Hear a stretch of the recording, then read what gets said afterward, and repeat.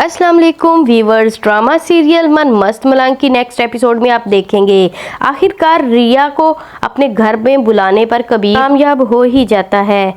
तभी तो वो कशफ को लेकर पहुंच जाती है कबीर के घर, लेकिन वापसी पर महबीना बेगम भी आ ही जाती है वफा के कहने पर, क्योंकि वफा आग बहुत अच्छे तरीके से लगा चुकी होती है। आते ही रिया की पेशी लग जाती है महबीना के सामने और कह देती है कि तुम्हारी जुर्रत कैसे हुई कि तुम मेरे घर में और कबीर के कमरे में चली आओ।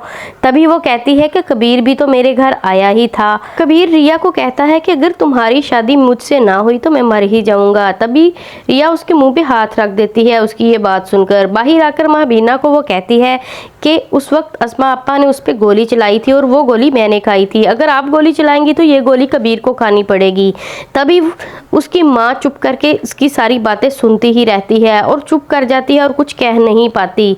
इधर जैसे ही घर आती है रिया तो बहुत खुश होती है कबीर से मिलकर, लेकिन अस्मा उसको देखकर भांप लेती है कि वो क्यों खुश है। फिर वो उसे अपनी कोई बचपन की स्टोरी सुना रही होती है, लेकिन पूरी स्टोरी नहीं सुना पाती। रिया को उसकी अपनी बहन की स्टोरी सुननी होती है, लेकिन वो नहीं सुनाती। इधर जैसे ही वो कमरे में आती है तो वो किसी रुमाल को लेकर खेल रही होती है। तभी अस्मा वो रुमाल छीनकर कहती है कि तुम इससे क्यों खेल रही थी? तुमने मुझसे वादा किया था अगर तुम्हारी कोई ऐसी बात होगी तो तुम मुझे पहले बताओगी। इधर कबीर इम्प्रेस करने की कोशिश करता है रिया को और रिया उसे कह देती है कि तुम इम्प्रेस करो, एक ना एक दिन तो मैं तुम्हारे सामने अपने घुटने टेक दूंगी और अपनी मोहब्बत का इजहार कर दूंगी। आज के एपिसोड में आपने देखा रिया कैसे अतावली होती है और उसी जगह पर जाकर बैठती है कि शायद कबीर उसे पढ़ाने के लिए आ ही जाए, लेकिन कबीर भी ढीठ बना रहता है। अपने दोस्तों के सामने कह देता है कि मैं उससे बात नहीं करूंगा, यहाँ तक कि उसके दोस्त उसका मोबाइल ही ऑफ कर देते हैं कबीर के कहने पर।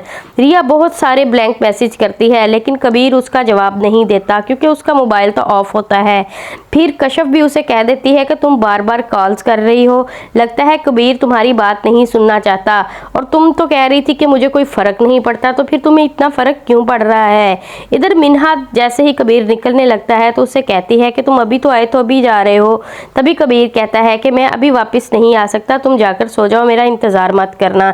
एक तुम हो कि तुम मेरा इंतज़ार करती हो, दूसरी वो है जिसे मेरी परवाह ही नहीं। महबीना बेगम आती है कबीर के कमरे में और अपनी सारी गलत फहमियों का जवाब उससे लेती है कि मुझे पता चला है कि तुम रिया को दरगाह में रोज़ मिलते हो।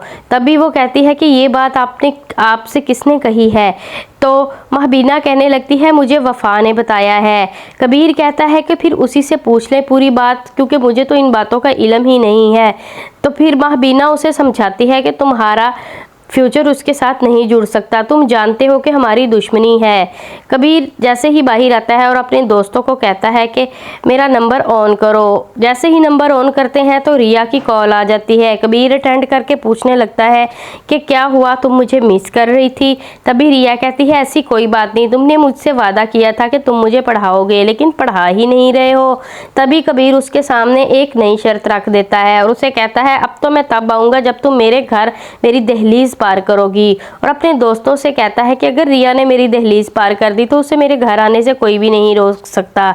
इधर महबीना रिश्ता लेकर जाती है। वफा बहुत रोती है, रोकने की कोशिश करती है, लेकिन वो नहीं रुकती। इतनी देर में रिया पहुंच जाती है उसके कमरे में, क्योंकि उसने दोस्तों से शर्त लगाई थी कि आज रिया ज़रूर आएगी। उसके दोस्त ये बात मान नहीं रहे थे। इतनी देर में रिया पहुंच जाती है।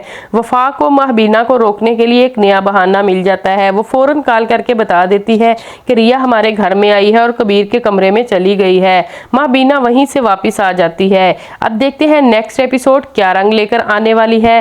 क्या कबीर और रिया दोनों एक हो पाएंगे कभी? देखने के लिए मेरे साथ रहिएगा। अगर आपको मेरी वीडियो अच्छी लगी है तो लाइक और कमेंट करना बिल्कुल ना भूलिएगा।